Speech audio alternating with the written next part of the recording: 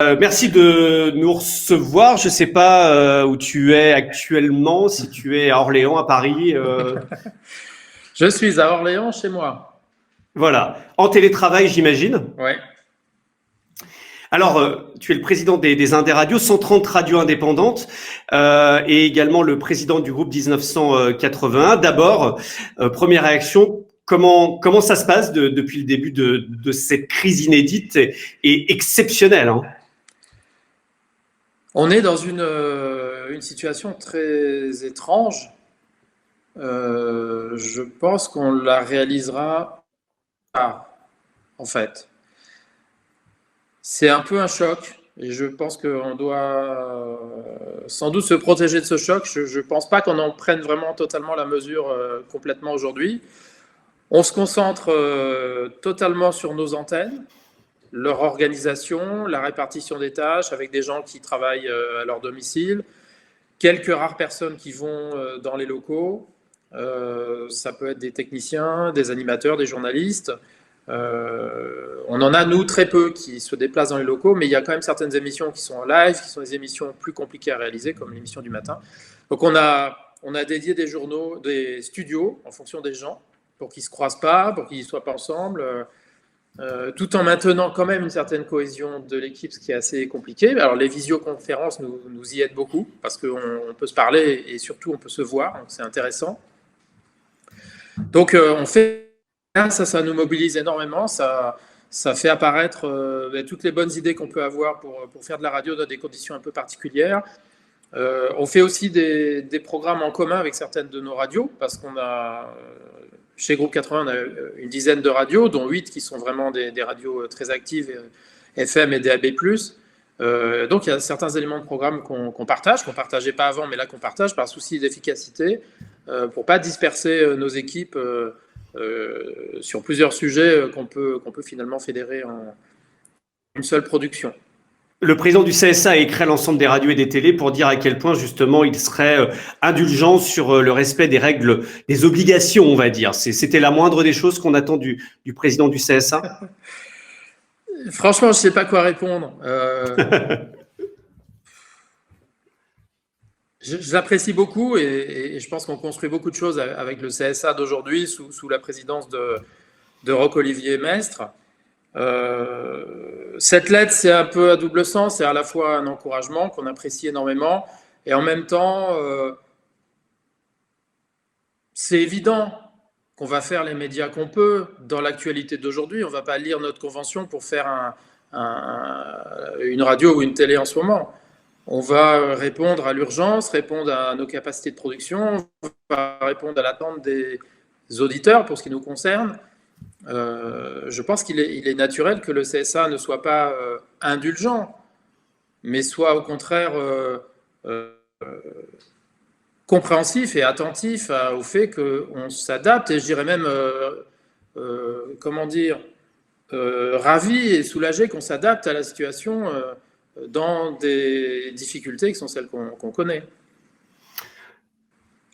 Il y a une inquiétude actuellement de la part des 130 radios. J'imagine que tu en as très régulièrement au téléphone. C'est quoi l'état d'esprit en ce moment? Est-ce qu'on est plutôt le nez dans le guidon, ou est-ce que certains s'inquiètent déjà, notamment pour l'avenir de leur entreprise dans la situation dans laquelle on est aujourd'hui? Il y a ceux qui sont sur les antennes, qui sont très concentrés, je pense, sur l'antenne principalement. Ça nous fait un peu penser au début de la radio, finalement. Hein. On n'était pas en train de se préoccuper des moyens. On faisait des choses directement sur les antennes. On est très nombreux à avoir partagé cette expérience extraordinaire. Et puis, il y a aussi, dans le back-office des radios, ceux qui voient qu'il n'y a plus vraiment d'argent qui rentre. On est pratiquement à 100% financé par la publicité. En mars, elle est descendue d'un étage pas si grand que ça, parce que je l'estime à entre 20 et 30%. En revanche, en avril, s'il reste 20 ou 30%, on sera content. Et je pense qu'en mai, on sera peut-être plus proche de zéro.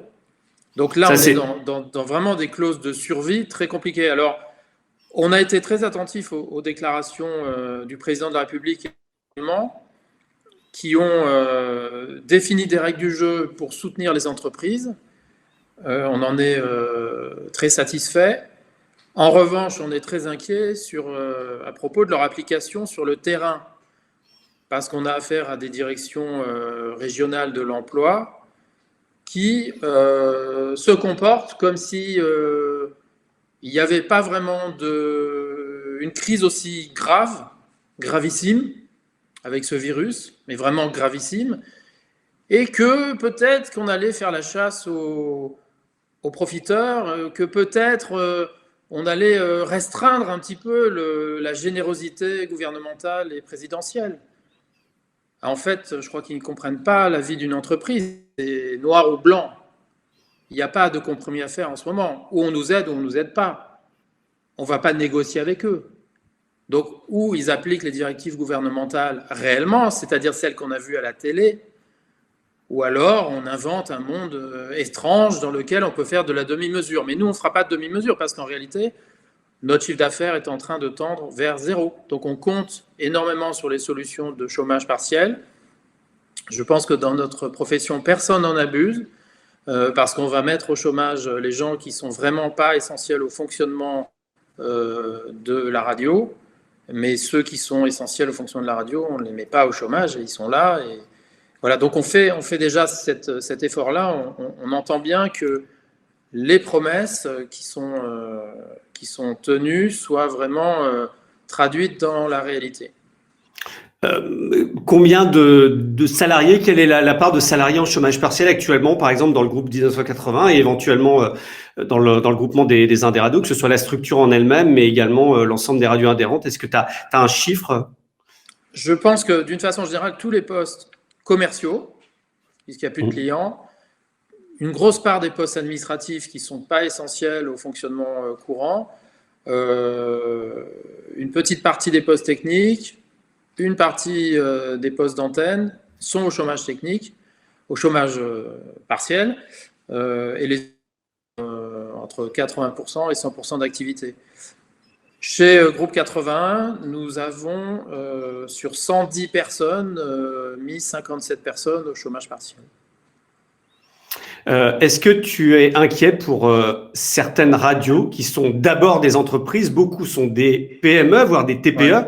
Est-ce que tu es inquiet pour la survie de certaines radios parmi les 130 adhérents du groupement? Je suis inquiet par principe parce que personne ne peut dire quand la crise sera terminée. Je pense qu'on peut tenir quelques mois, ça commence à 2, et peut-être que ça finit à 3. Je ne suis pas sûr qu'on puisse tenir beaucoup plus longtemps que ça. C'est pour ça qu'on compte énormément sur toutes les mesures. Alors j'évoquais le chômage partiel, mais il y a aussi les financements de trésorerie qui sont en train de se mettre en place.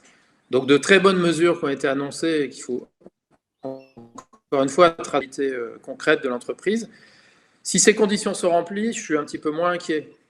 Mais on ne sortira pas indemne de tout ça. Et je pense qu'un encouragement gouvernemental en direction des annonceurs sera sans doute le bienvenu, et un encouragement en direction des opérateurs de radio pour soutenir la diffusion que nous sommes en train de déployer en DAB+, va devenir aussi une nécessité. On parle de beaucoup de milliards pour soutenir la diffusion en DAB+, il faut quelques dizaines de millions d'euros. Je pense que quand on voit la pression qu'il y a en ce moment sur Internet, les limites du système d'Internet, la nécessité de communiquer avec les gens, d'expliquer, de rassurer, on ne peut pas se passer du broadcast à la radio. Donc, dans mon propos, il y a du très court terme, c'est comment on gère les entreprises là, maintenant, pas de fausses aides, pas de fausses promesses. Et puis, il y a le moyen terme, comment on rebondit avec nos annonceurs, comment on rebondit en poursuivant le déploiement d'une diffusion moderne qui s'appelle le DAB+. L'année dernière, les chiffres ont été publiés il y a quelques semaines sur le chiffre d'affaires national réalisé via TF1 Publicité pour les Indes radios, 92,5 millions d'euros, plus 6%, je crois. Alors, ça paraît très loin aujourd'hui. Est-ce que tu as déjà des retours de TF1? Est-ce que la publicité nationale semble, entre guillemets, un peu moins massacrée que peut l'être la publicité locale, où je crois qu'on est proche de 0 sur les nouveaux signés? Est-ce que tu as déjà un retour? On a vu que Kantar avait diffusé des chiffres qui étaient assez stratosphériques, de moins 30, moins 40%, moins pire que pour la presse, mais la radio est quand même massacrée, hein. Oui, enfin, là, quand on dit 30-40%, c'est en mars. Oui. En avril, je pense qu'en national, il va nous rester 20% du chiffre, à peu Donc on près. sera plutôt à moins 80%. Oui, absolument. C'est pour ça que je table sur un mois de mai proche de zéro. Je crois même que si on sortait de la crise sanitaire courant mai, on aurait un chiffre très, très, très modeste. D'accord. Comment ça se passe justement? C'est-à-dire qu'il y a des mois où les indés radios, via leur régie pub, ne pourront pas verser d'argent aux radios adhérentes, puisque on rappelle que c'est une clé de répartition en fonction de Ouais. l'audience.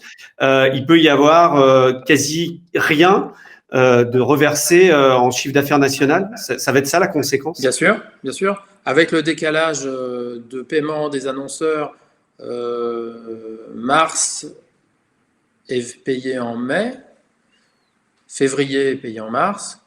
Donc ces 2 mois-là seront à peu près normaux et les mois suivants seront à 20% et 0%. Comment préparer la reprise qui interviendra à un moment ou à un autre, hein, peut-être en mai, peut-être en juin? Comment tu te prépares? Comment se préparent les adhérents à cela? Puisque l'idée, c'est pas non plus de tomber dans le fatalisme et dans l'apocalyptique non plus.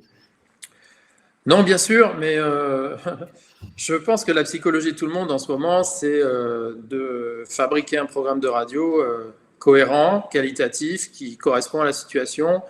Comment on se prépare à la suite que finalement on ne maîtrise pas parce que la date de fin de confinement, on ne la maîtrise pas. Il se trouve que c'est un virus et qu'on ne peut pas lui parler. On ne peut pas lui faire des promesses, on ne peut pas le nourrir d'illusions, contrairement à nous, les êtres humains. Donc voilà, je ne suis pas médecin, il partira quand il partira. Donc c'est compliqué de se transposer dans le futur. Ce qu'on essaye de faire, très concrètement, c'est de ne pas hypothéquer dans des décisions présentes ce futur. Donc on est particulièrement attentif à la diffusion des annonceurs qui nous font confiance en ce moment. On les valorise dans nos écrans. On a même instauré un message de remerciement sur les stations de groupe 81. Donc on est très attentif dans des radios à la qualité de la diffusion. On continue à travailler sur les dossiers DAB qui sont sur le feu auprès du CSA. Il y a encore des réunions de travail entre les opérateurs pour faire avancer ces sujets-là. On essaye de rien hypothéquer. Mais j'avoue que c'est assez compliqué psychologiquement pour la plupart d'entre nous parce que quand la crise est aussi majeure, que les recettes sont aussi atteintes, c'est assez difficile de transposer dans le futur. Est-ce que derrière, il n'y a pas une opportunité de faire changer les choses? Alors, on entend les grands esprits qui disent rien ne sera plus jamais comme avant. Est-ce que ça va changer quelque chose dans notre façon de faire du média? On voit bien qu'on a finalement un retour des médias traditionnels. La télé, qu'on disait morte, est en train d'exploser. La radio aussi, on voit bien qu'il y a un vrai lien avec le média radio. On revient à la base. Est-ce que c'est une opportunité pour les médias dits traditionnels, alors qu'il y a quelques semaines encore, tout était digital? Oui. Bah alors, là, c'est une énorme question, ça. Très ambitieuse. Comment dire? Si on pouvait arrêter de raconter des conneries tout le temps, ce serait un grand changement. Si on pouvait éviter... C'est un sacré défi, ça, quand même. C'est un grand défi, c'est pour ça que je disais que c'est une très grande question. Si on pouvait éviter de prendre des décisions, et là je m'adresse au gouvernement successif et présent, des décisions sur aucune base sérieuse, mais ça serait merveilleux. Je vais donner un exemple. Je parlais du DAB+. Il y a quelques années, pour ne pas faire le DAB+, parce que 4 groupes avaient décidé de ne pas faire le DAB+, apparemment ils décident à la place de l'État et de toutes les radios, eh bien, on nous expliquait que c'était bien ringard tout ça, maintenant on allait tout faire sur Internet. Donc non, on ne peut pas continuer à prendre des décisions.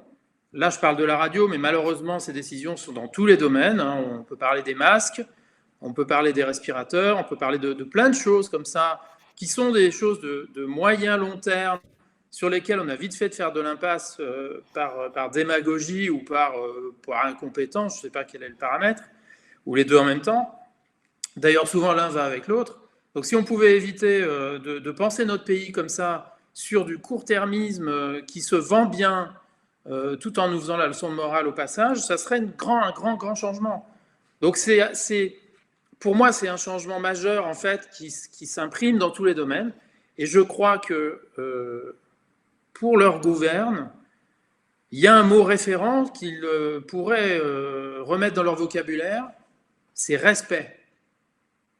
Et en fait, si on pense respect, on s'intéresse aux gens, on prend des décisions qui sont cohérentes par rapport à l'intérêt général, réellement l'intérêt général, pas l'intérêt particulier, et ça entraîne tout un mouvement. Et je pense que ce qui nous distingue souvent dans les médias traditionnels par rapport à d'autres médias, on parle beaucoup de fake news qui sont disséminés un peu partout sur Internet, ce qui nous distingue souvent dans les médias traditionnels, que ce soit la presse écrite, la télé, la radio, c'est qu'on pense respect de nos auditeurs, lecteurs, téléspectateurs.